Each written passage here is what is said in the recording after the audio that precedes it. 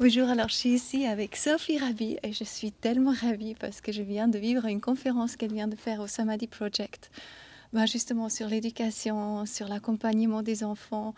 Et en fait, elle a quelque part, elle a toutes ces réponses à ces questions ou à ces compréhensions que j'ai actuellement de comment accompagner les enfants aujourd'hui.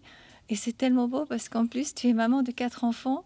Oui. Et de la manière que tu expliques ça, comme tu les as laissés grandir, c'est tellement touchant et c'est tellement en osmose avec eux qu'on voit beaucoup de parents qui, voilà, c'est dur, hein, c'est pas toujours la grande harmonie. Et chez toi, j'ai l'impression, ouais, tu as compris tellement de choses. Et puis tu as compris justement l'histoire avec, tu as un jardin d'enfants.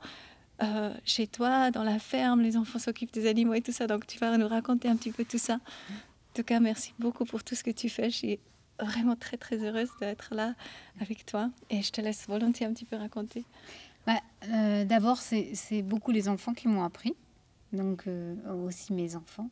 Donc tout n'est pas venu comme ça spontanément. C'est beaucoup de temps d'exploration, de recherche, d'écoute, d'observation des enfants et d'interaction avec eux. Donc même avec mes enfants, ça n'a pas toujours été tout simple, mais tout ce qu'on a traversé ensemble, ça nous a permis de comprendre beaucoup de choses les uns les autres. Donc moi, je suis une maman, mais je suis aussi fondatrice d'une école qui a un peu plus de 20 ans maintenant. Qui accompagne les enfants jusqu'à quel âge? Donc c'est une école pour les jeunes de 3 à 18 ans. Wow.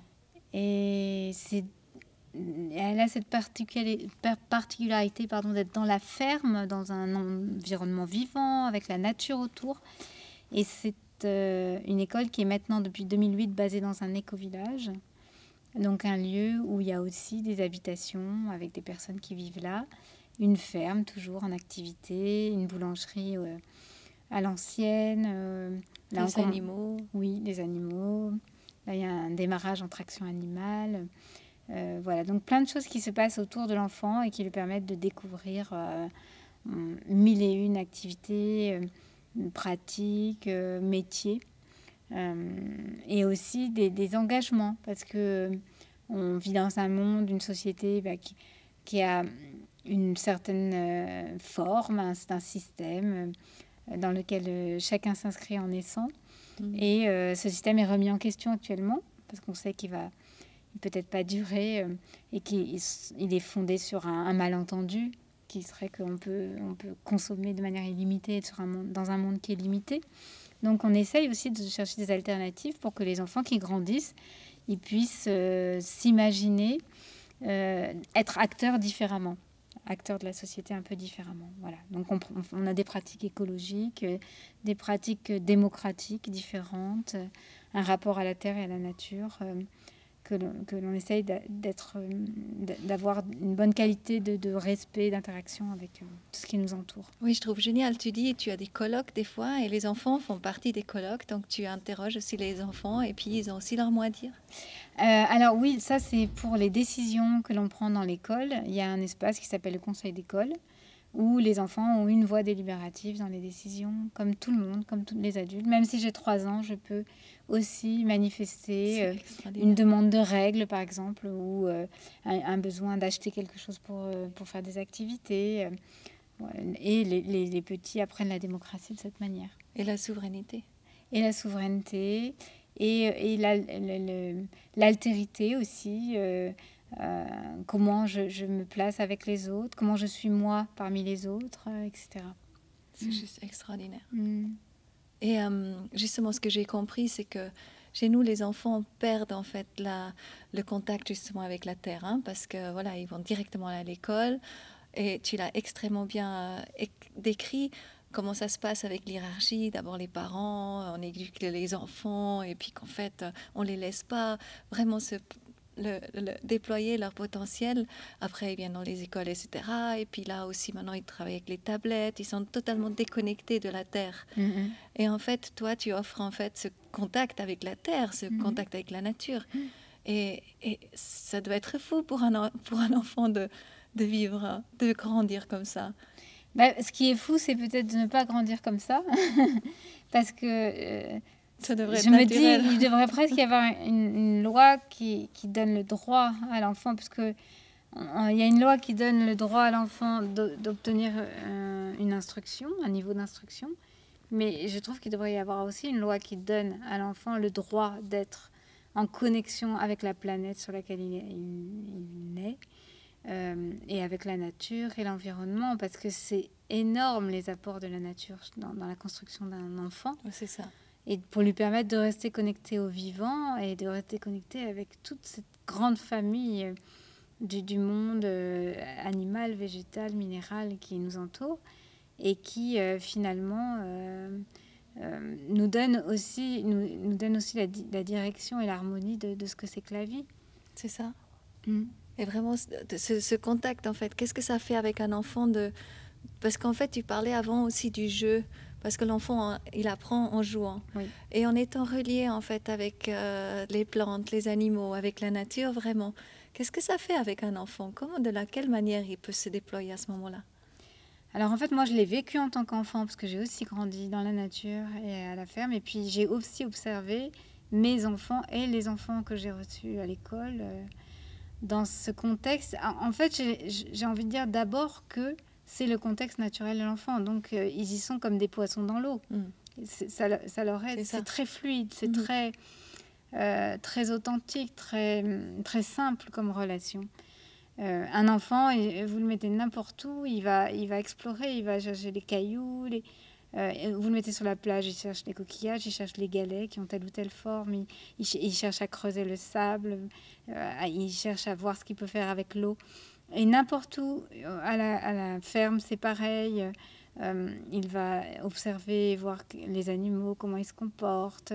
Il est bien sûr très attiré par tout ce qui est autour de la naissance des petits, tout ce qui est les bébés animaux, mais aussi explorer très spontanément tout ce qu'il y a dans le sol, donc la microfaune, les petites plantes, les plantes qui ont du goût, les plantes qui ont des odeurs.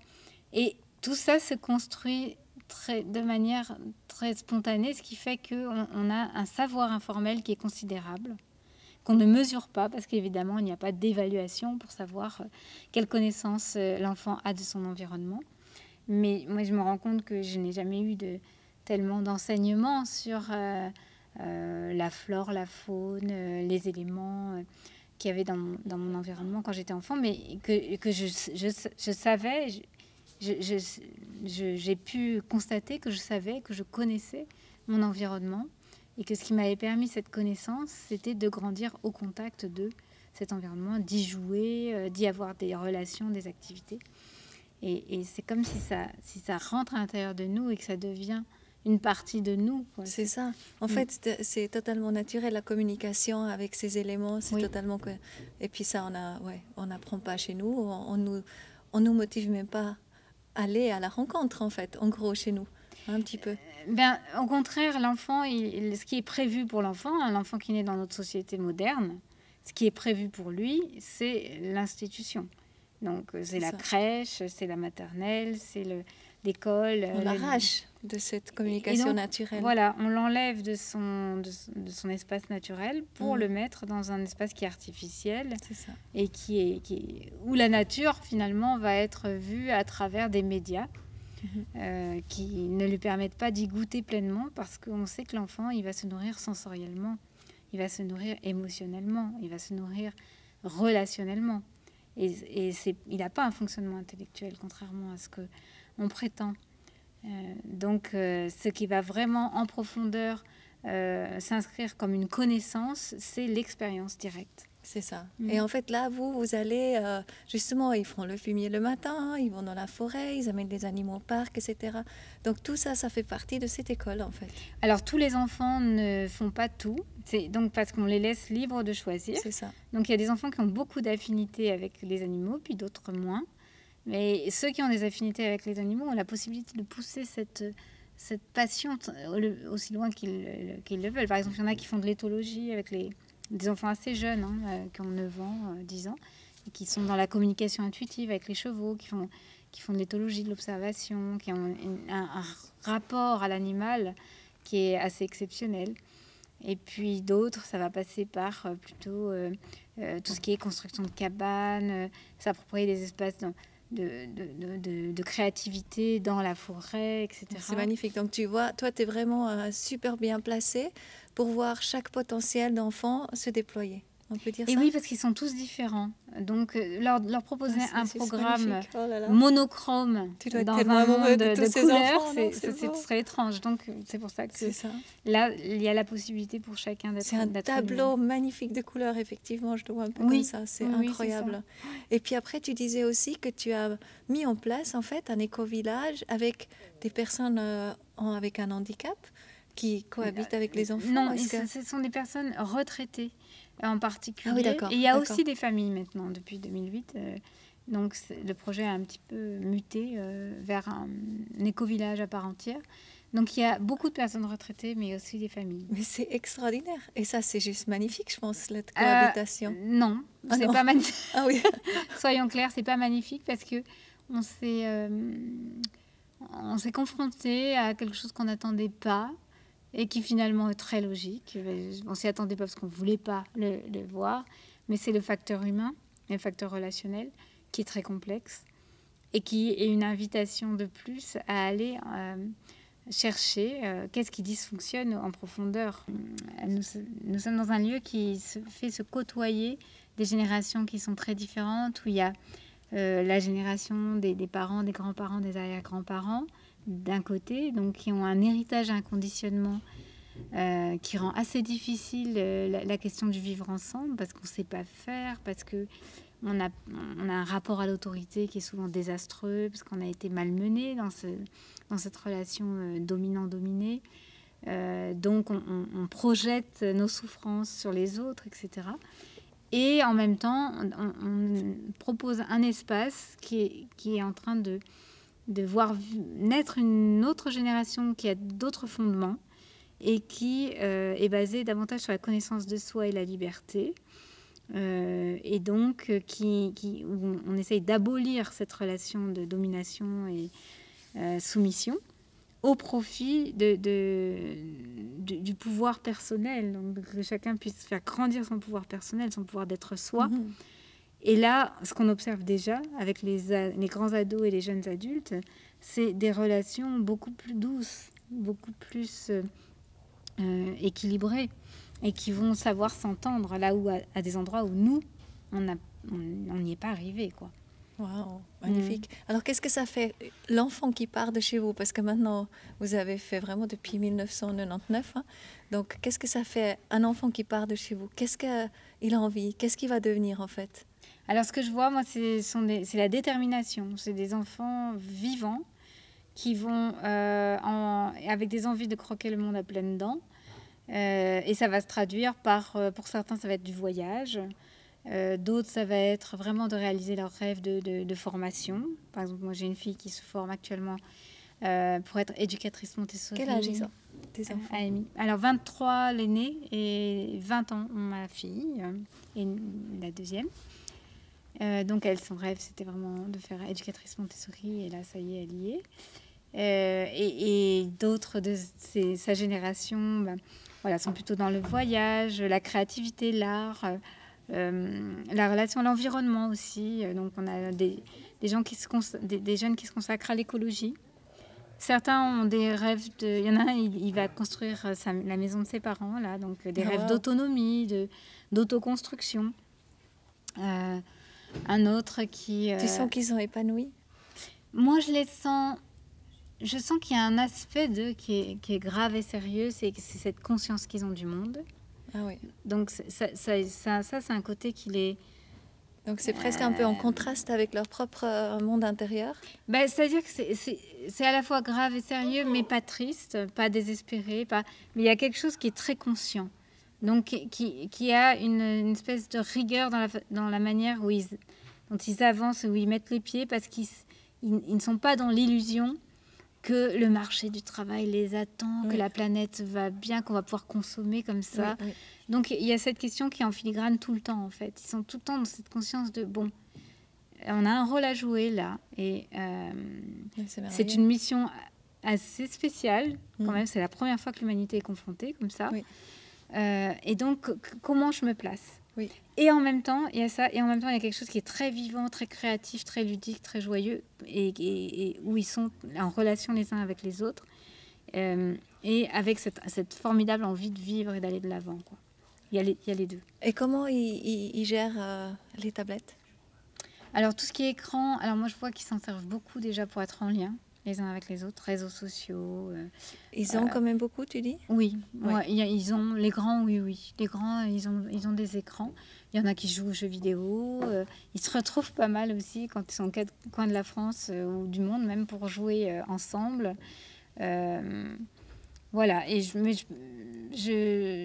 j'ai pas le sentiment que ça prend toute la place dans leur vie et que c'est pas une fin en soi. C'est Un peu une complémentarité, en fait. oui, alors il y a de l'excès comme partout avec le jeu vidéo, hein. Il y a une forme d'appétence qui n'en finit pas dans cet outil, mais ça reste donc au centre des débats et des discussions, quand même comme quelque chose d'un peu omniprésent.